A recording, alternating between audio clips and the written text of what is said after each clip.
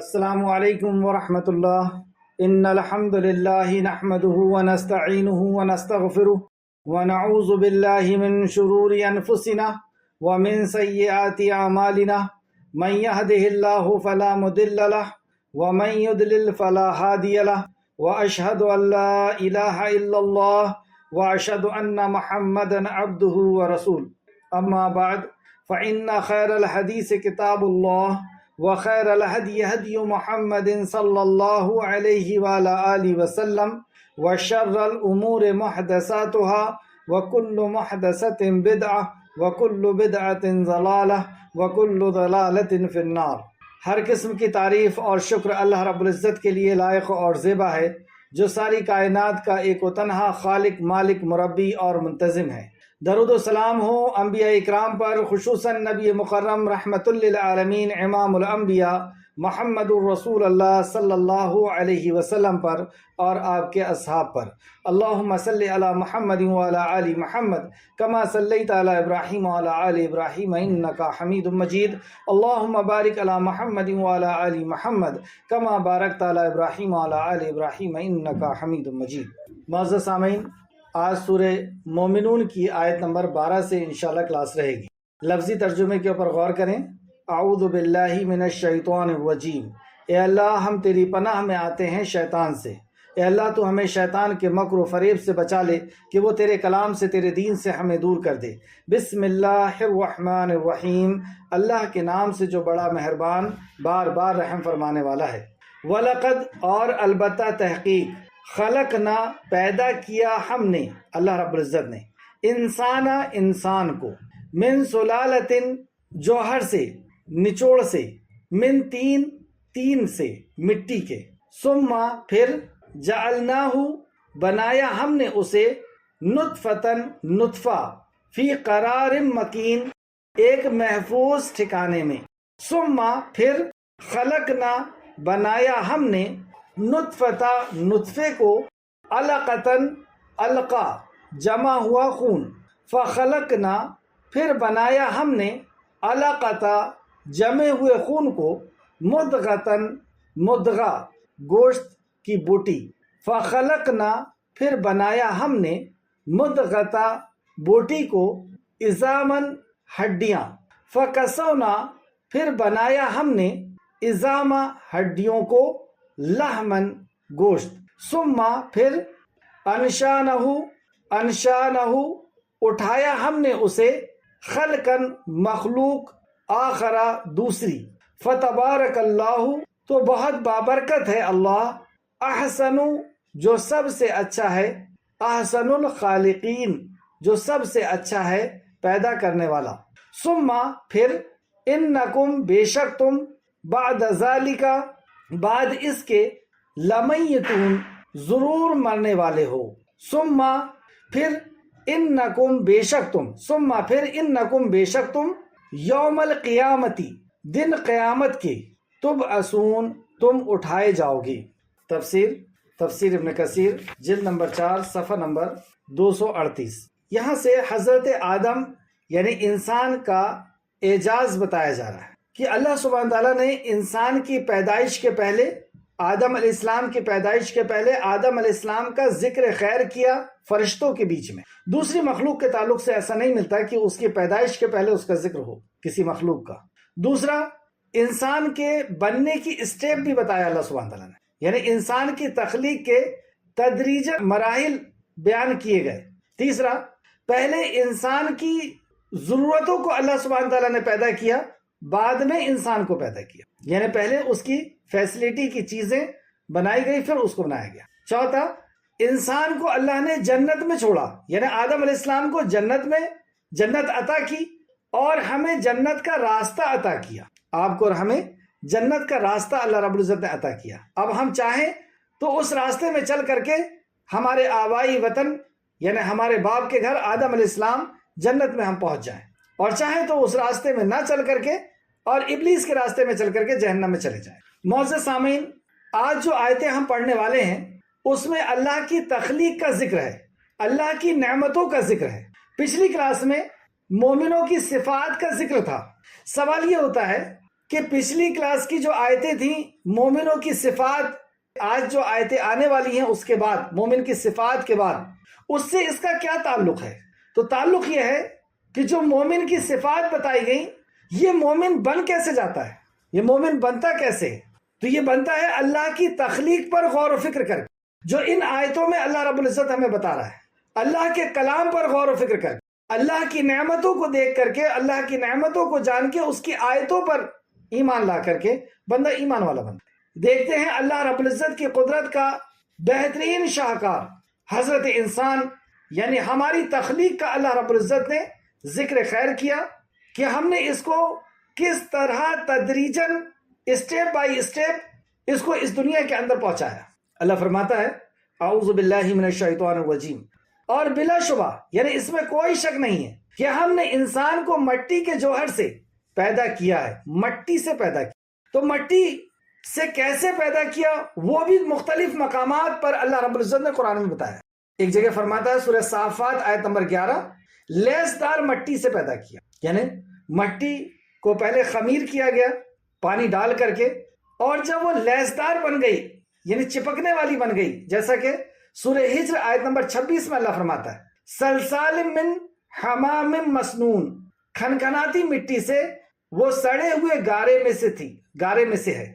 تو گارے جیسا بنتا ہے لیسدار سڑا ہوا، اس سے بنایا، اور پھر اس کے بعد وہ کھنکھناتی ہوئی مٹی بن گئی۔ جیسے کہ آپ دیکھتے ہیں کہ گھڑا بنتا ہے، بننے کے ٹائم پر وہ نرم مٹی رہتی ہے، چکنی مٹی رہتی ہے، اور پھر جب وہ بن کر کے تیار ہوتا ہے تو وہ سوکھ کر کے اور بجنے لگتا ہے۔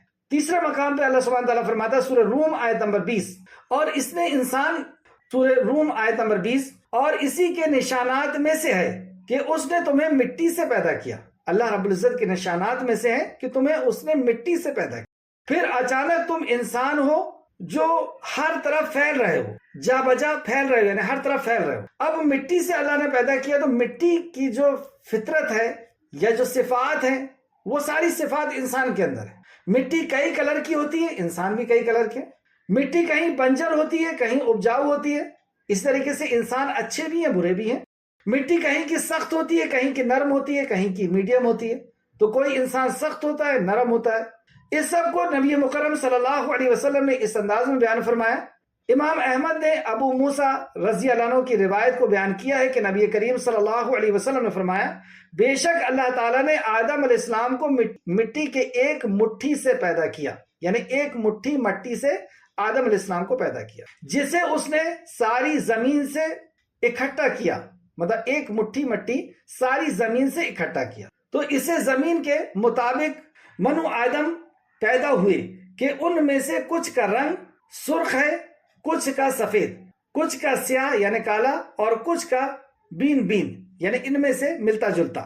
ان میں سے کچھ برے ہیں یعنی بنجر ہے، اور کچھ اچھی ہے، کچھ نرم دل ہیں اور کچھ سخت، جیسے مٹی کہیں کی نرم ہوتی ہے کہیں کی سخت، جبکہ کچھ درمیانی ہیں۔ اس حدیث کو امام ابو داؤد ترمذی نے بھی روایت کیا ہے۔ امام ترمذی نے اس حدیث کو حسن صحیح قرار دیا ہے۔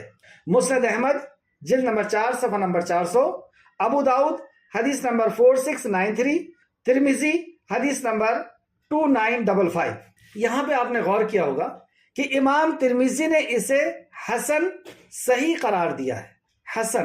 حسن کا کیا معنی ہے؟ پہلے تو ہم دیکھیں امام ترمذی یہ ایک محدث ہیں، محمد بن عیسیٰ ترمذی آپ کا نام ہے، خراسان ترمذی کے آپ رہنے والے ہیں۔ آپ کی پیدائش 2009 ہجری میں ہوئی اور آپ کی وفات 279 میں آپ کی وفات ہوئی، یعنی اسی بیچ میں آپ نے اس کتاب کو مرتب کیا، لکھا، جمع کی حدیثوں کو، اور آپ ایک محدث ہیں۔ اس کتاب کا شمار کتب ستہ میں ہوتا ہے، یعنی وہ مشہور 6 کتابیں جن کو ہر مکتب فکر کے لوگ مانتے ہیں، اپنے مدارس میں پڑھاتے ہیں اور ان حدیث پر ایمان لاتے ہیں اور عمل کرتے ہیں۔ ہر مکتب فکر یعنی ہر فرقے کے لوگ۔ امام بخاری اور مسلم نے جو حدیثیں لکھی وہ ساری کی ساری صحیح حدیث اپنی کتاب میں لکھی، اس لیے اس کتاب کا نام آپ دیکھتے ہیں کہ بخاری شریف لکھا جاتا ہے، صحیح بخاری اور صحیح مسلم۔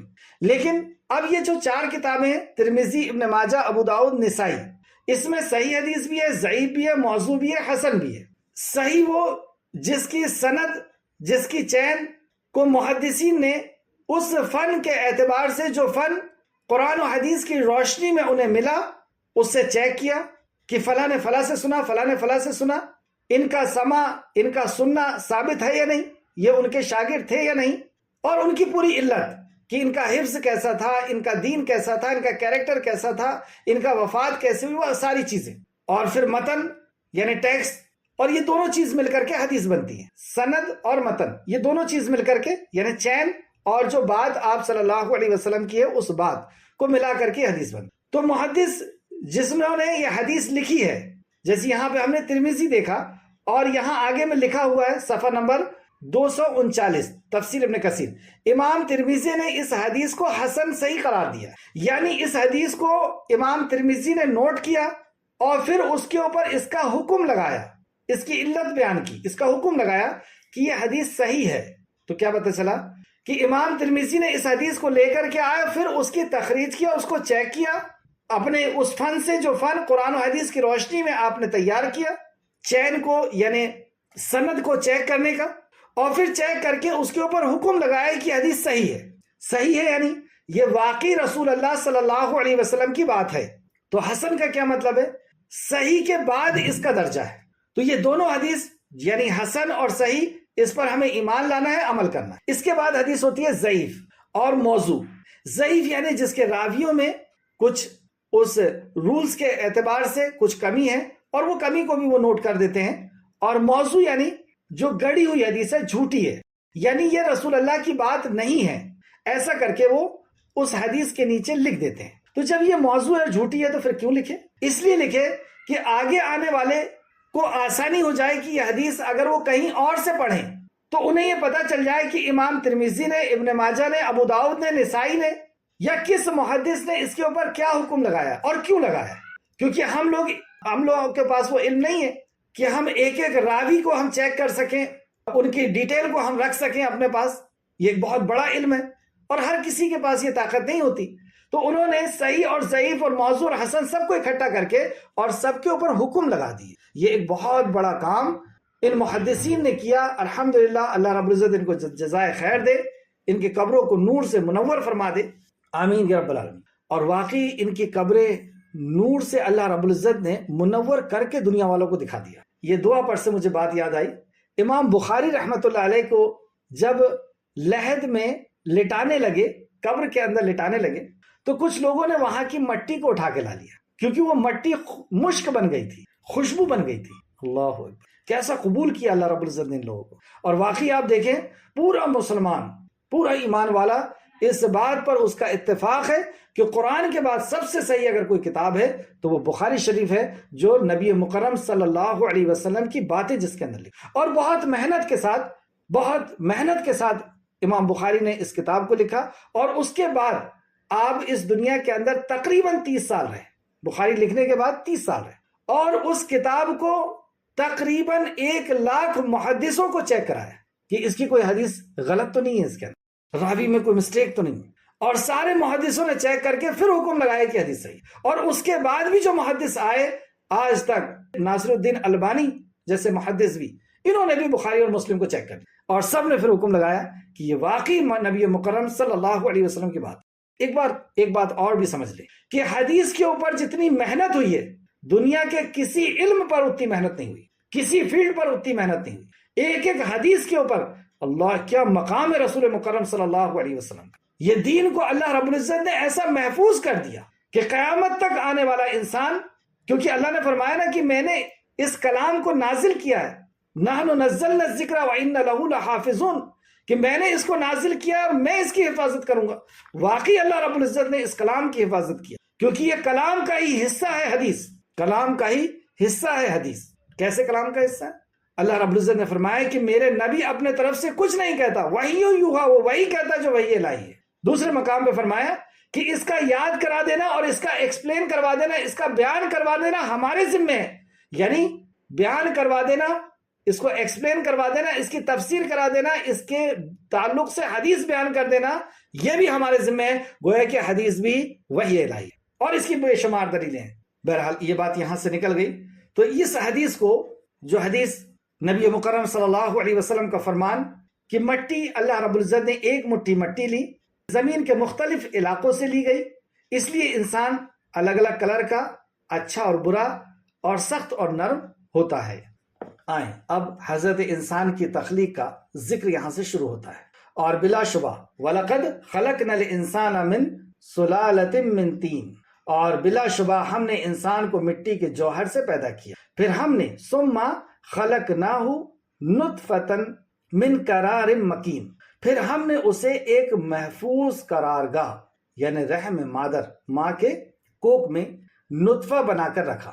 نطفتن، نطفے کی شکل میں اس کو رکھا. یہ دوسری سٹیپ. تیسرا ثم خلقنا، پھر ہم نے نطفے کو خون کی پھٹکی بنا دی. نطفہ خون کی پھٹکی کی شکل میں پھر اللہ رب العزت نے اسے کر دیا. پھر ہم نے لوتھڑے کی ہڈی بنا دیا. خلقنا المدغۃ عظاما، پھر ہم نے لوتھڑے سے ہڈی بنا دیا. پھر ہم نے ہڈیوں پر گوشت چڑھا دیا، لحمہ، گوشت چڑھا دیا. پھر ہم نے اسے ایک اور ہی صورت میں بنا دیا. ثم انشانہ خلقا آخر، چنانچہ بڑا بابرکت پھر اسے ایک اور صورت میں بنا دیا. یہاں پر اللہ کی تخلیق کا ایک بہترین شاہکار وجود میں آ گیا. سب سے پہلے سلال من طین یعنی مٹی کے جوہر سے، پھر نطفہ، پھر اسے نطفے کی شکل میں اللہ رب العزت نے بنایا. تیسرا علقہ، خون کا ایک لوتھڑا یا پھٹکی یا علق بھی کہہ سکتے ہیں. مدغتن، پھر اس لوتھڑے کو اللہ رب العزت نے گوشت کی ایک بوٹی کی طرح کر دیا. پھر عظامن، اس کو ہڈی میں تبدیل کر دیا، اس کی ہڈیاں بنا دی عظامن. لحمن، پھر اس کے اوپر گوشت چڑھا کر کے اسے نئی صورت دے دی. اس کی اسٹیپ کے تعلق سے کہ یہ الگ الگ جو شکلیں انسان کی بن رہی ہیں، جو تخلیق ہو رہی ہے تدریجاً، اس کے تعلق سے ایک حدیث بھی ہے کہ یہ کتنے کتنے دن میں اللہ رب العزت ان کو تبدیل کرتا ہے. امام احمد نے مسند میں عبداللہ بن مسعود رضی اللہ عنہ کی روایت کو بیان کیا کہ رسول اللہ صلی اللہ علیہ وسلم نے ہم سے بیان فرمایا، اور آپ صادق و مصدوق ہیں، آپ سچے اور سچے نبی ہیں. بے شک تم میں سے ایک کی پیدائش کو اس کی ماں کے پیٹ میں 40 دن تک نطفے کی صورت میں جمع رکھا جاتا ہے. پھر اسے اس طرح اسے لوتھڑا رکھا جاتا ہے یعنی 40 دن. پھر اسی طرح اسے بوٹی رکھا جاتا ہے یعنی 40 دن. پھر اسی طرح فرشتے کو بھیجا جاتا ہے جو اس میں روح پھونکتا ہے. یہاں تک دیکھیں آپ کہ یہ 40 دن جو اس کو تبدیل کیا جا رہا ہے، اس کا تعلق جو ہے وہ مٹی سے ہے، کیونکہ مٹی سے ہی جوہر بنا یعنی نطفہ بنا، اور پھر وہی اسی سے جو چیزیں پیدا ہوتی ہیں ماں کھاتی ہے، اور اس سے یہ بچہ جو ہے دوسری شکل میں اللہ رب العزت اس کو اس کے ذریعے سے پیدا کرتا. اب یہ جو باڈی بن گئی، اس باڈی کو حرکت کرنے کے لیے روح کی ضرورت تھی، تو اللہ رب العزت نے روح کو کے تعلق سے فرمایا. پھر اسی طرح فرشتے کو بھیجا جاتا ہے جو اس میں روح پھونکتا ہے، یعنی فرشتے نے روح کو لے کر کے آسمان سے آیا، اوپر سے آیا. یہ کیسے پتا چلا؟ قل الروح، یہ آپ سے روح کے بارے میں سوال کرتے ہیں. قل الروح من امر ربی، یہ اللہ کا امر ہے، اللہ کا حکم ہے، تو اس کا تعلق آسمان سے ہے. تو پتہ یہ چلا کہ جو جسم ہے اس کی غذا زمین سے ہمیں مل جائے گی. ہم اس کو بہت طاقتور، بہت قوت والا، بہت حسین اس کو کر سکتے ہیں زمین کی اچھی چیزوں کو استعمال کر کے اگر اللہ کے حکم سے. لیکن جسم اصل نہیں ہے، اصل روح ہے.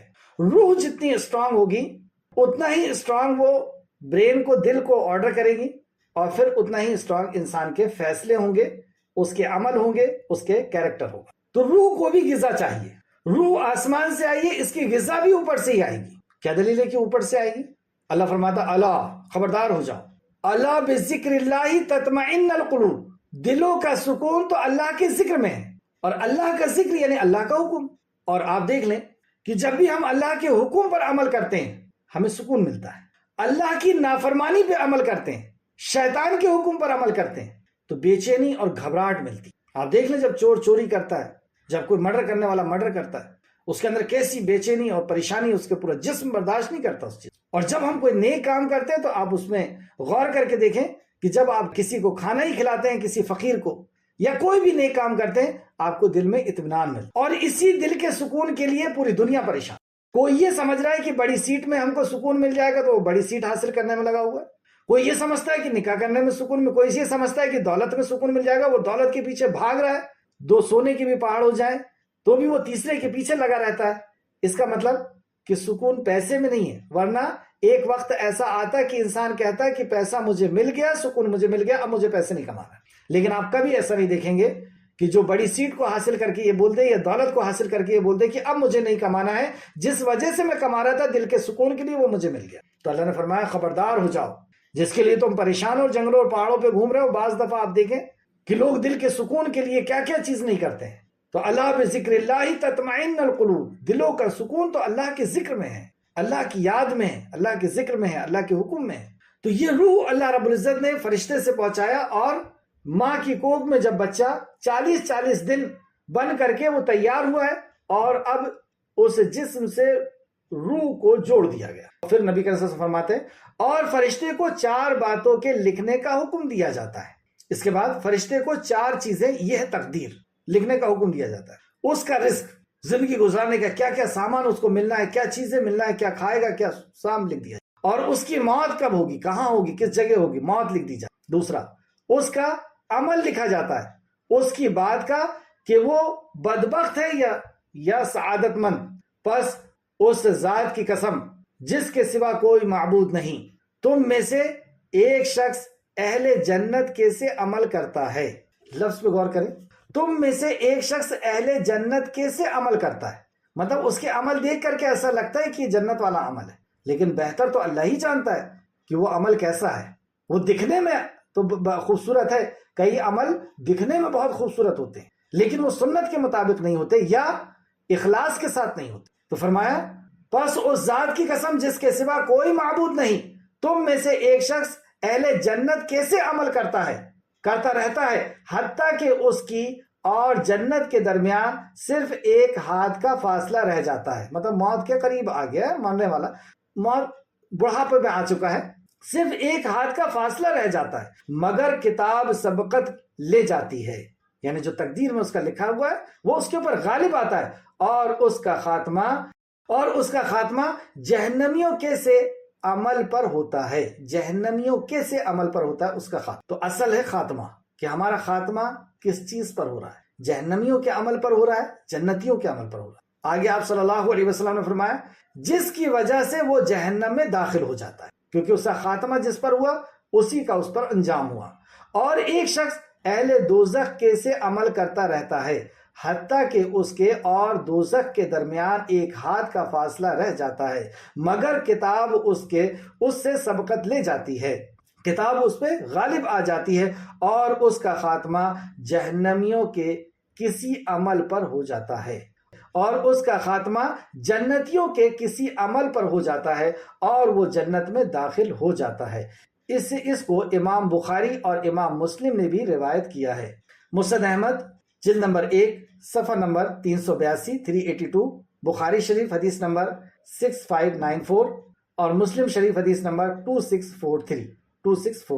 نصیحت، اس حدیث سے ہمیں کیا نصیحت ملی؟ پہلا تو یہ کہ ہمیں اللہ رب العزت ایک شکل سے دوسری شکل میں وہ خالق کائنات تبدیل کرتا ہے، اس ماں کا کوئی اس میں رول نہیں ہے جس کی کوکھ میں بچہ ہے۔ 3 اندھیروں کے پیچھے اللہ رب العزت اپنی قدرت کا بہترین شاہکار کو تراش رہا ہے، اس کی ناک کیسی ہوگی، ماتھا کیسا ہوگا، بال کیسے ہوں گے، آنکھیں کیسی ہوں گی، سبحان اللہ۔ ایک شکل سے دوسری شکل میں اللہ رب العزت ہی اس کو لے کر کے آتا ہے، کبھی ماں کم کھانا کھاتی ہے، کبھی زیادہ کھاتی ہے، لیکن اسے جتنی انرجی پہنچانا اتنی ہی پہنچے گی، سبحان اللہ۔ ماں نیند میں ہے، گہری نیند میں ہے، لیکن مجال نہیں ہے کہ وہ بچہ دب جائے، اسے کروٹ دلانے والی ذات اللہ سبحانہ تعالیٰ۔ دوسری بات پتہ چلی کہ ہماری رزق جو ہے وہ اللہ سبحانہ تعالیٰ نے لکھ دیا ہے، تو رزق کے پیچھے بھاگنے سے کوئی مطلب، یہ بقدر مقدر ہے، اور جنت بقدر مشقت ہے، تو مشقت ہمیں آخرت کے لیے کرنی ہے۔ تیسری بات پتہ چلی کہ ہمیں نیک اچھے خاتمے کی دعا کرنا چاہیے کہ اللہ خاتمہ بالخیر فرما، کیونکہ خاتمہ جس انداز پہ ہوگا اسی انداز پر ہمیں پہنچایا جائے۔ تو نیکی کی حالت میں، ایمان کی حالت میں اگر خاتمہ ہوا تو پھر ہمارا انجام جنت ہوگا۔ تو ہمیں ڈرتے بھی رہنا چاہیے کہ کوئی ایسے عمل نہ ہو جائیں جو اسلام کے دائرے سے ہمیں نکال دیں۔ اور اس کے بعد ایک اور نصیحت جو بہت بڑی نصیحت ہے، کسی کو حقیر نہیں سمجھنا چاہیے کہ ہم کسی کو عمل کرتے ہوئے دیکھ رہے ہیں کہ یہ جہنمیوں سے عمل کر رہا ہے تو ہم اپنے آپ کو غرور میں آ جائیں کہ میں اتنا نیک کام کرنے والا ہوں، یہ تو حقیر ہے۔ ہم نہیں جانتے کہ ہم جو عمل کر رہے ہیں اللہ کی بارگاہ میں اس کی کیا پوزیشن ہے، اس کے اندر کتنا اخلاص ہے، کتنا نبی کا طریقہ ہے، کیا انجام ہوگا ہمارا۔ ڈرتے رہنا چاہیے ہمیں اپنے انجام سے، اور دعا کرتے رہنا چاہیے یا مقلب القلوب ثبت قلبی علی دینک، کہ یہ دلوں کو الٹنے پلٹنے والے میرے دل کو دین پر ثابت قدم رکھ۔ اور کسی کو دیکھ کر کے حقیر نہیں سمجھنا چاہیے، اسے گناہ کو دیکھ کر کے پتہ نہیں اللہ رب العزت اسے کب ہدایت عطا فرما دے اور کب وہ نیکو جیسے عمل کرنے لگے۔ اور اگر ہم حقیر سمجھیں، برا سمجھیں، نفرت کریں تو اس کے عمل سے کریں، اس انسان سے نہ کریں۔ انسان سے ہم نفرت نہیں کر سکتے۔ نبی مکرم صلی اللہ علیہ وسلم جو آپ کے اوپر ظلم ڈھاتے تھے ان کے لیے دعا کرتے تھے، یعنی ان سے محبت تھی۔ نفرت پھر کس چیز سے تھی اور کس چیز سے نفرت کرنے کا کہا؟ ان کے عمل سے، جو وہ شراب پی رہے ہیں، جوا کھیل رہے ہیں، چوری کر رہے ہیں، اس سے نفرت کرنا، کہ وہ عمل ہماری زندگی کے اندر نہ آئے۔ یہ چند باتیں تھیں، اللہ رب العزت مجھے اور ہم سب کو توفیق عطا فرمائے۔ آگے دیکھیں آیت نمبر 15 اور 16 میں اللہ فرماتا ہے ثم انکم بعد ذالک لمیتون، پھر بے شک تم اس کے بعد ضرور مرنے والے ہو۔ یہ زندگی تمہیں دے دی، کچھ نہیں تھے، تمہیں وجود بخشا، اب سب کچھ تمہارے پاس ہے، لیکن تم ضرور مرنے والے۔ دوسرے مقام پر فرمایا کل نفس ذائقۃ الموت، ہر نفس کو موت کا مزہ چکھنا ہے، تم میں سے کوئی نہیں بچ سکتا، وہ رئیس ہو، فقیر ہو، وہ ڈاکٹر ہو، مریض ہو، وہ کچھ بھی ہو، اسے مرنا ہوگا۔ اور یہ ایک ایسا سچ ہے کہ ہر کسی چیز پہ لوگوں نے اختلاف کیا ہے، موت پر اختلاف نہیں کیا۔ لیکن عجیب سی بات ہے کہ اسی موت کا ہمیں یقین نہیں، اس کا انکار بھی نہیں اور یقین بھی نہیں۔ اگر اس موت کا یقین ہو جائے، جیسے کہ نبی مکرم نے فرمایا لذت کو توڑ دینے والی چیز موت کو کثرت سے یاد کرو۔ یہ لذت جو دنیا کی لذت ہے اور اس کو پانے کا جو جنون ہے اور اس کو پانے کے لیے جو جدوجہد اور کوشش ہے کہ حرام و حلال کو دیکھے بغیر ہم دنیا کو حاصل کرنے کے پیچھے لگے ہوئے ہیں، جھوٹ سے ہو، غیبت سے ہو، چغلی سے ہو، دھوکے سے ہو، دنیا کو حاصل کرنے کے پیچھے لگے ہوئے ہیں۔ یہ لذت کو توڑنے والی چیز موت کو یاد کرو۔ موت کا اگر یقین ہمیں ہو جائے تو پھر کسی نصیحت کی ضرورت نہیں پڑے گی کہ ہمارا خاتمہ ہے، مرنا ہے، اور کتنے ہی دولت مند ہو، خالی ہاتھ آئے تھے اور خالی ہاتھ چلے جاتے، اور چند دن کے بعد ہمارا نام لینے والے بھی ختم ہو جانے والے، یعنی نام و نشان تک مٹ جانے والے۔ جب نام لینے والے ہی مر جائیں گے تو نام بھی مر گیا اور نشان بھی مٹ جائے۔ تو یہ ہماری حقیقت ہے کہ تمہیں مرنا ہے۔ کیا مرنے کے بعد خاتمہ ہے؟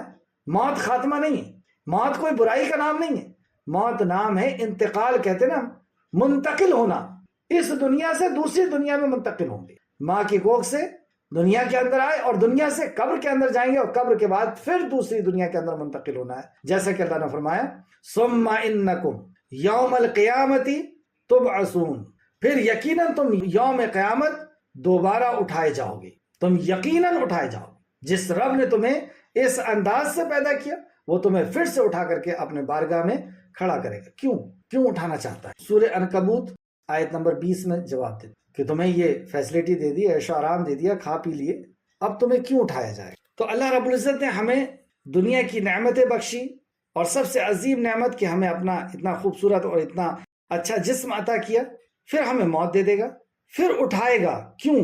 اللہ سبحانہ تعالیٰ فرماتا ہے سورہ عنکبوت آیت نمبر 20 پھر اللہ ہی اسے دوسری بار پیدا کرے گا، جس اللہ نے پہلی بار پیدا کیا وہی اسے دوسری بار پیدا کرے گا، یعنی آخرت کے دن۔ اللہ فرماتا ہے سورہ عنکبوت میں یعنی آخرت کے دن، اور روحوں کو جسموں کے طرف لوٹ آنے کے دن۔ مطلب وہ قیامت کا دن کیسا دن ہے؟ روح کو جسم کے طرف لوٹ آنے کا دن، کیونکہ یہ جسم سے جدا ہو گئی، یعنی موت ہو گئی۔ اب وہ روح اس جسم کو بنائے گا اللہ رب العزت، جیسے آدم علیہ السلام کو بنایا تھا پہلی بار، اور روح کو لوٹا دے گا۔ اور روح جب جسم سے ملے گی، اس کا تعلق سے اللہ نے یہاں پہ ذکر کیا، اور روح سے جسم کے طرف لوٹ آنے کے دن یعنی قیامت کے دن، پھر اس دن کیوں لوٹ آئے گا؟ پھر اس دن ساری مخلوقات کا حساب لیا جائے گا، یعنی انصاف کرنے کے لیے، انصاف دینے کے لیے، پھر اس دن ساری مخلوقات کا حساب لیا جائے گا۔ تو کیسا حساب لیا جائے گا؟ کیا کسی کا حساب کسی دوسرے سے لیا جائے گا؟ کسی کی نیکی کسی اور کو دے دی جائے گی؟ ایسا بالکل نہیں ہوگا. آگے اللہ فرماتا ہے اور ہر عمل کرنے والے کو اس کے عمل کا بدلہ دیا جائے گا. ہر عمل کرنے والے کو اس کا بدلہ دیا جائے گا. نیکی ٹرانسفر ہونا، گناہ ٹرانسفر ہونا یہ اسلام میں نہیں ہے. 3 ہے صدقہ جاریہ. ایک تو جو ہم نے محنت کر کے کسی کو پڑھائے ہیں اور وہ عمل کر رہا ہے، کیونکہ اس میں ہمارا عمل شامل ہے. ہم نے کسی کو پڑھایا ہے، علم نافع ہم نے دیا ہے، تو وہ اس علم نافع پر عمل کرے گا تو اس کا اجر ملے گا، کیونکہ اس میں ہمارا وقت، ہمارا انرجی، ہماری طاقت لگی ہے، ہمارا عمل لگا ہے. دوسرا نیک اولاد. اولاد کو ہم نے تربیت دی ہے، ہم نے اس کو پیدا کیا، ہم نے تربیت دی ہے، اس لیے اس کی وہ جو دعا کرے گا اس کی دعا کا اللہ رب العزت ہمیں صلہ عطا فرمائے گا. نیک اولاد، صدقہ جاریہ، جاری رہنے والا صدقہ، کنواں کھدوا دیا وغیرہ وغیرہ، اور علم نافع، نفع بخش علم چھوڑ کر کے گئے. جیسے آپ دیکھیں کہ کوئی مجلس ایسی نہیں لگتی ہوگی جس میں دین کی مجلس کہ جس میں حضرت ابو ہریرہ رضی اللہ عنہ کو نیکی نہ پہنچتی ہو، امام بخاری، مسلم اور یہ محدثین کو نیکی نہ پہنچتی. تو علم نافع انہوں نے چھوڑ، ان کا خود کا لگا ہے، دوسرے کا نہیں مل رہا ہے ان کو. تو ہم یہ تمنا کر لیں، تمناؤں سے، آرزوؤں سے، خواہش سے جنت نہیں ملے گی. یہودیوں نے کیا تھا یہی آرزویں، تمنائیں اور خواہشیں کہ ہم موسیٰ علیہ السلام کے ماننے والے ہیں، عزیر علیہ السلام کے ماننے والے، اتنے بڑے نبی ہیں، یہ ہمیں جنت میں لے جا لیں گے، اور اس آرزو اور امیدوں میں بیٹھ گئے تھے. عیسائی بھی اسی آرزو اور امیدوں میں بیٹھے ہوئے ہیں کہ عیسیٰ علیہ السلام ہمارے سارے گناہ لے کر کے سولی پہ چڑھ گئے، اب ہمیں کوئی گناہ نہیں، اب ہم کچھ بھی کر لیں، لوگوں کو مارے، قتل کرے، اور ہم تو سیدھے جنت میں چل جائیں گے. یہ آرزوؤں اور تمناؤں سے جنت نہیں ملے گی. نبی مکرم صلی اللہ علیہ وسلم نے اپنی پیاری بیٹی فاطمہ کو خطاب کر کے فرمایا، اور وہی فاطمہ کے تعلق سے آپ صلی اللہ علیہ وسلم نے ہی جنت کی بشارت بھی دی ہے. جنت میں عورتوں کی سردار بھی کہا ہے، نبی مکرم کی سب سے زیادہ لخت جگر. لیکن آپ کیا فرماتے ہیں؟ پوری قیامت تک آنے والی امت کو درس دے دیا رسول مکرم صلی اللہ علیہ وسلم نے اپنی بیٹی کو خطاب کر کے کہ فاطمہ، جو مانگنا ہے دنیا میں مجھ سے مانگ لے، یعنی میرے اختیار میں جو ہے وہ مجھ سے مانگ لے دنیا میں، آخرت میں حشر کے میدان میں تیرے کوئی کام نہیں آؤں. اے پھوپھی، جو مانگنا ہے دنیا میں مجھ سے مانگ لے، آخرت میں میرے کام نہیں آؤں. یعنی تمہارے اعمال ہی تمہارے کام آئیں گے، کسی دوسرے کے اعمال. حضرت نوح علیہ السلام اپنے بیٹے کے کام نہ آ سکے، اسے ڈوبنے سے بچا نہ سکے. سیدنا ابراہیم خلیل ہیں اللہ رب العزت کے، اپنے باپ کو جہنم میں جانے سے بچا نہ سکیں گے. نبی مکرم صلی اللہ علیہ وسلم نے فرمایا کہ سیدنا ابراہیم علیہ السلام کو کہا جائے گا کہ اپنے قدم کی طرف دیکھیں، اور ان کے باپ کو ایک بچھو کی شکل دی جائے گی جو خون اور مٹی میں لتھڑا ہوا ہوگا، اور اس کو پیر سے پکڑ کر کے جہنم کی طرف گھسیٹتا ہوا اسے پھینک دیا جائے گا. تو یہ جنت اور جہنم کا فیصلہ آرزو اور خواہشوں اور تمناؤں سے نہیں ہوگا، کسی نسبت سے نہیں ہوگا کہ ہم رحمت للعالمین کی امت ہی ہیں تو ہم یہاں کرتے رہیں چوری، زنا، مرڈر، اور جو چاہیں کرتے رہیں، ہم جنت میں چلے جائیں گے. اللہ رب العزت کا انصاف کو کیا سمجھ لیا ہم نے؟ کیا اللہ ایسا انصاف کرنے والا ہے؟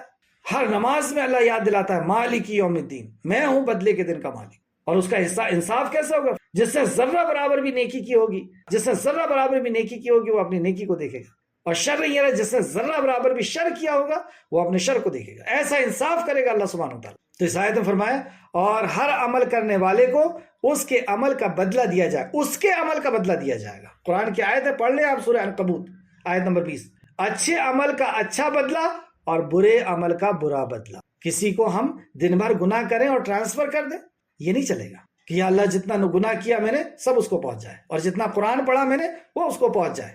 کیا سمجھ لیا ہم نے؟ ہاں، آیت کو پھر سے دیکھیں، آیت نمبر 16. پھر یقیناً تم یوم قیامت دوبارہ اٹھائے جاؤ گے. تو کیوں اٹھائے جاؤ گے؟ انصاف کے لیے. جو ہم نے دنیا میں ظلم کیا ہے، اللہ رب العزت اس کا کتنا سکون دیتی ہے آیت کہ دنیا میں کوئی اگر ستا رہا ہے، کسی نے جائیداد ہڑپ کر لیے، تو وہ ہمیشہ ہمیش کے دن اللہ رب العزت ہمیں وہ جائیداد پہنچائے گا، واپس دے گا، جو ہمیشہ ہمیش کے لیے ہوگی. کر لے جتنا کرنا ہے، جتنا ظلم ڈھانا ہے، میرا رب ہے جو مجھے انصاف دلائے گا. سبحان اللہ. آیت نمبر 17. وَلَقَدْ خَلَقْنَا، اور بلا شبہ ہم نے تمہارے اوپر 7 تہبتِ آسمان پیدا کیے. تم اپنی مرنے کے بعد کی زندگی کو تم بہت بعید، بہت دور سمجھ رہے ہو. اپنے سر کے اوپر آسمان نہیں دیکھتے؟ اس کا پیدا کرنا مشکل ہے، تمہارا پھر سے پیدا کرنا کوئی مشکل نہیں ہے. سورہ مومن آیت نمبر 57. آسمانوں اور زمین کا پیدا کرنا لوگوں کو پیدا کرنے کے نسبت زیادہ بڑا کام ہے. لوگوں کو پیدا کرنے کی نسبت آسمان اور زمین کو پیدا کرنا بڑا کام. تو اللہ رب العزت نے اسے پیدا کر کے دکھا دیا, اسے تھام کر کے دکھا دیا, اسے اس کے کام میں لگا کر کے دکھا دیا. سورہ مومن آیت نمبر. اس طریقے سے سورہ بنی اسرائیل آیت نمبر 44, ساتوں آسمان اور زمین اور جو مخلوق ان میں ہے سب اس کی تسبیح کرتے ہیں. اللہ ایسے تابع فرمان ہیں اور ایسے خوش ہیں اپنی پیدائش پہ کہ وہ اللہ رب العزت کی تسبیح کرتے ہیں. اور اسی طریقے سے سورہ نوح آیت نمبر 15 میں اللہ فرماتا ہے کہ آپ نے نہیں دیکھا کہ اللہ نے 7 آسمان اوپر کیسے بنائے؟ کیا آپ نے نہیں دیکھا؟ یعنی ہمیں دیکھنا چاہیے. یہ اللہ کی طرف سے ہوم ورک ہو گیا کہ دیکھو آسمان کی طرف کہ ہم نے اسے کیسے بنایا ہے. اسی طرح سورہ طلاق آیت نمبر 12, اللہ ہی وہ ذات ہے جس نے 7 آسمان پیدا کیے اور اتنے ہی زمین بھی, ان کے درمیان اللہ کا حکم اترتا ہے. ان کے درمیان اللہ کا حکم اترتا ہے, یہ اللہ کے حکم سے قائم ہے تاکہ تم لوگ جان لو کہ اللہ ہر چیز پر قادر ہے. تاکہ تم لوگ جان لو کہ اللہ ہر چیز پر قادر ہے, اور بلا شبہ اللہ اپنے علم سے ہر چیز پر احاطہ کیے. اللہ کے علم نے ہر چیز کو گہرے ہوئے, ہر چیز, کوئی ذرہ اس کے علم سے باہر نہیں ہے. جیسے یہاں فرمایا آیت نمبر 17 کے دوسرے حصے میں واپس آئیں, آیت نمبر 17, اور بلا شبہ ہم نے تمہارے اوپر 7 تہبتِ آسمان بنائے اور ہم اپنی مخلوق سے غافل نہیں ہیں. یعنی یہ جو مخلوق ہے اللہ رب العزت اس سے غافل نہیں ہے. اللہ رب العزت ہر مخلوق کو خوب جاننے والا. جیسے سورہ انعام آیت نمبر 59 میں اللہ فرماتا ہے اور کوئی پتا نہیں جھڑتا مگر وہ اسے جانتا ہے. اللہ اکبر, کیسا علیم ہے. اور واقعی یہ کائنات کو دیکھ کر کے یہ لگتا ہے کہ اللہ رب العزت ہر مخلوق کو دیکھ رہا ہے, سن رہا ہے, جان رہا ہے, ان کی ضرورتوں کو پوری کر رہا ہے. اور کوئی پتا نہیں جھڑتا مگر وہ اسے جانتا ہے, اور زمین کے اندھیروں میں کوئی دانہ ایسا نہیں جسے وہ جانتا نہ ہو. کوئی دانہ ایسا نہیں. آپ دیکھتے ہیں کئی دانے مر جاتے ہیں اور کئی دانہ زندہ ہو کر کے باہر نکلتے ہیں. تو انہیں کون زندہ کر رہا ہے اور کون مرنے کا حکم دے؟ سب اگر الٹ اپ ہو رہا ہے, اپنے آپ ہو رہا ہے, تو سبھی دانے زندہ ہو جانا تھا یا سبھی مر جانا تھا. یعنی جسے مرنے کا اللہ نے حکم دیا وہ مرے گا, اور جسے جینے کا اللہ نے حکم دیا وہ جی کر کے پھر اس زمین کو پھاڑتے ہوئے باہر آ جائے. اور زمین کے اندھیروں میں کوئی دانہ ایسا نہیں جسے وہ نہ جانتا ہو, اور کوئی باریک سے باریک چیز بھی ایسی نہیں ہے جو واضح کتاب یعنی لوح محفوظ میں لکھی ہوئی نہ ہو. سورہ انعام آیت نمبر 50. ایسا علیم اور خبیر رب کی طرف ہمیں لوٹ کر کے جانا ہے. یہاں پہ آخرت کے تعلق سے اللہ رب العزت نے بیان فرمایا. اب پھر کچھ اللہ اپنی نعمتوں کا یہاں پر ذکر فرما رہا ہے. اور ہم نے آسمان سے ایک خاص انداز سے پانی نازل کیا, پھر ہم نے اسے زمین میں ٹھہرایا, اور بلا شبہ ہم اسے لے جانے پر خوب قادر ہیں. 3 باتیں یہاں پر بیان کی جو ظاہر میں ہمیں سمجھ میں آ رہی. اور ہم نے آسمان سے ایک خاص اندازے سے پانی نازل کیا. خاص اندازے سے, آپ دیکھیں بارش ہو رہی ہے اور اچانک اگر بارش ہو جائے, جیسے ہم کہتے ہیں بادل پھٹ گیا, تو یہ خاص اندازے سے نہیں ہوا. اللہ رب العزت بارش خاص اندازے سے گراتا ہے. اگر بارش کا بوند سیدھے زمین پر آ جائے تو اس کے اندر بہت زیادہ طاقت پیدا ہو جائے, لیکن ہوا کا ایک جال بچھتا ہے اور اس خاص اندازے سے وہ زمین کے اوپر آتی ہے کہ کوئی بھی مخلوق اس سے نقصان نہیں پہنچے. خاص اندازہ کہاں پہ گرانا ہے, کتنا گرانا ہے, اور کب اس کے روکنا ہے, اللہ خاص اندازہ. پھر ہم نے اسے زمین میں ٹھہرایا. تالاب میں دیکھیں آپ, ٹھہر گیا پانی, ندی میں ٹھہر گیا, نہر میں ٹھہر گیا, ورنہ کئی زمین ایسی ہے جو اس کو اندر لے کر کے چلے جاتی ہے. تو یہ اللہ کی قدرت ہے کہ اللہ نے پانی کو نیچے نہیں جانے دے رہا, جبکہ کوئی پنی نہیں لگی ہے, کوئی پلاسٹر نہیں ہوا ہے, لیکن اس کے باوجود پانی رک گیا. اور بلا شبہ ہم اسے لے جانے پر خوب قادر ہیں, اور اس کو واپس لے جانے پر بھی قادر ہے. سورج کی ذریعے سے اللہ رب العزت واپس لے کر کے چلے جائے اسے بھاپ بنا کر کے, یا زمین کے اندر یہ چلا جائے, اللہ رب العزت اس چیز پر بھی خوب طریقے سے قادر ہے. سورہ زمر آیت نمبر 21 میں اللہ سبحانہ تعالیٰ نے فرمایا, سورہ زمر آیت نمبر 21, کیا تو نے نہیں دیکھا کہ اللہ نے آسمان سے کچھ پانی اتارا, پھر اسے چشموں کی صورت میں زمین میں چلا دیا. زمین کے اندر نیچے سے ایسی ایک جیسے پائپ لائن کی طرح اللہ رب العزت نے چشمے کی صورت میں اس کو چلا دیا. سورہ رعد آیت نمبر 17, اس نے آسمان سے کچھ پانی اتارا تو کئی نالے اپنی اپنے وسعت کے مطابق بہہ نکلے, اپنی اپنی طاقت کے مطابق بہہ نکلے. سورہ ملک, کہہ دیجئے کیا تم نے دیکھا اگر تمہارا پانی صبح ہوتے ہی سوکھ جائے تو وہ کون ہے جو تم کو پانی لا کر کے دے سکتا ہے؟ کنویں کا پانی ہے, اگر صبح ہوتے ہی سوکھ جائے, نیچے چلے جائے, کون سی طاقت ہے جو تم کو پانی واپس لا کے دے دے گی؟ سورہ واقعہ آیت نمبر 68 سے، پھر کیا تم نے دیکھا وہ پانی جو تم پیتے ہو، کیا تم نے اسے بادل سے اتارا ہے یا ہم ہی اتارنے والے ہیں؟ اگر ہم چاہیں تو اسے سخت نمکین بنا دیں، پھر تم شکر ادا کیوں نہیں کرتے؟ واقعی اللہ اگر یہ پانی کو نمکین بنا دے، جبکہ زیادہ تر پانی تو نمکین ہی جاتا ہے اوپر، تو اگر اللہ نمکین بنا دے، کڑوا بنا دے، کچھ اور ٹیسٹ اس کو دے دے، تو کیا کر لو گے؟ تو تم کیوں نہیں شکر ادا کرتے؟ یعنی اتنی بڑی نعمت پانی، اور اس کا بدلہ کیا ہے؟ صرف تم شکر ادا کرو کہ اللہ تو نے دیا، تیرے علاوہ دینے والی طاقت اور کوئی نہیں، کوئی تیری مخلوق نہیں جو ان نعمتوں سے ہمیں نواز دے، اے اللہ صرف تو دینے والا ہے۔ یعنی توحید اس کا بدلہ ہے ہر نعمت کا۔ آگے آئے آیت نمبر 19، پھر ہم نے اسے پانی کے ذریعے سے تمہارے لیے کھجور اور انگور کے باغات اگائے۔ یہ بہت بڑی بڑی نعمتیں ہیں، وقت ہو چکا ہے اس لیے میں آگے چل رہا ہوں۔ کھجور ایک ایسی نعمت، اللہ رب العزت نے ایسا پھل دیا ہے جس کے اندر ہر قسم کے وٹامن ہیں۔ ایک انسان صرف پانی اور کھجور کھا کر کے زندگی گزار سکتا ہے، مطلب اس کو جو جسم کے اندر جو بھی چیزوں کی ضرورت ہے وہ ساری مل جائے گی۔ اور اس طریقے سے انگور کے باغات اگائے، اس میں تمہارے لیے بہت سے پھل ہیں اور ان میں سے بعض کو تم کھاتے ہو۔ اس میں تمہارے لیے بہت سے پھل ہیں، بہت سے، اس کا دیکھیں آپ، پانی ایک ہی ہے، زمین ایک ہی ہے، سورج ایک ہی ہے، لیکن کئی قسم کے پھل، کئی قسم کا ٹیسٹ، کئی قسم کا اس کا شیپ اور کئی قسم کا اس کا کلر، یہ الگ الگ اللہ رب العزت نے دیے ہیں تاکہ الگ الگ جسم کی غذائیں ہمیں مل سکے، وٹامنز ہم کو مل سکے۔ اور وہ درخت جو طور سینا میں پیدا ہوتا ہے، وہ کھانے والوں کے لیے تیل اور سالن کے لیے اگتا ہے۔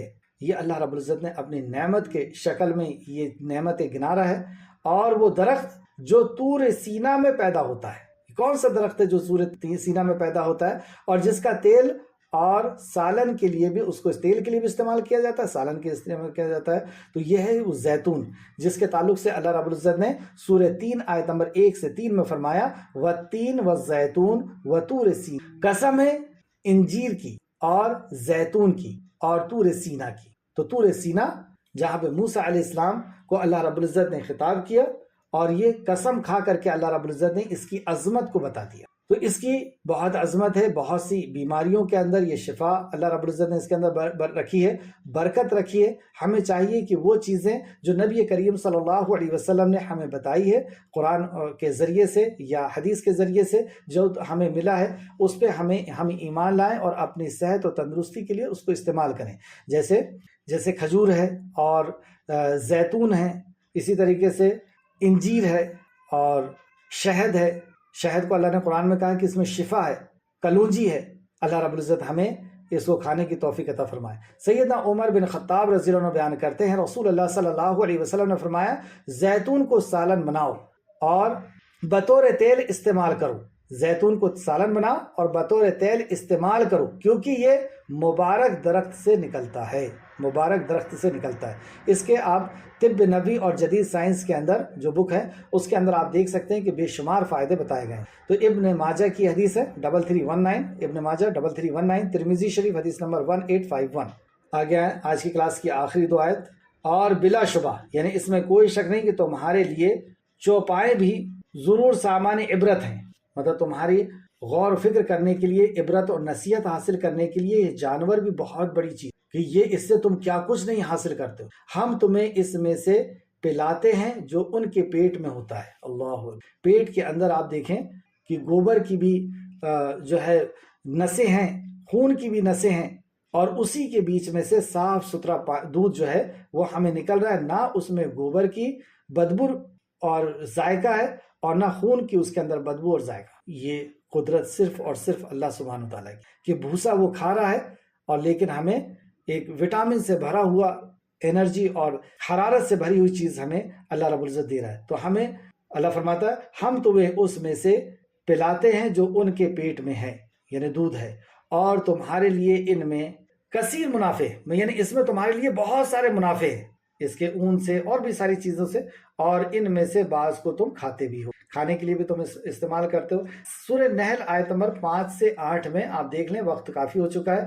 آخر آیت نمبر 22، اور ان چوپایوں پر اور کشتیوں پر تم سوار بھی ہوتے ہو، اسے کھاتے بھی ہو، دوسرے فائدے بھی اٹھاتے ہو، اور ان چوپائے پر اور ان جانوروں پر تم سوار بھی ہوتے ہو اور ایک مقام سے دوسرے مقام پر جاتے ہو۔ اسی طریقے سے اللہ رب العزت نے کشتی کا بھی ذکر کیا کہ کشتی میں بھی تم سوار ہو کر کے ایک مقام سے دوسرے مقام پہ جاتے ہو، اور دوسرے مقام پہ اللہ نے فرمایا کہ اس طرح کی اور چیزیں میں، اس طرح کی اور کشتیاں یعنی چیزیں سفر کے لیے میں پیدا کرنے والا ہوں۔ آخر میں اللہ رب العزت سے دعا ہے کہ خالق مالک جو کچھ بھی ہم نے پڑھا اس میں ہمیں مزید غور و فکر کرنے کی تو توفیق عطا فرما، جب تک ہمیں زندہ رکھ، ایمان اخلاص اور عمل صالح کے ساتھ زندہ رکھ، ہمارا خاتمہ بالخیر فرما اور نیکوکاروں کے ساتھ ہمارا شمار فرما دے، آمین یا رب العالمین۔ السلام علیکم ورحمۃ اللہ وبرکاتہ۔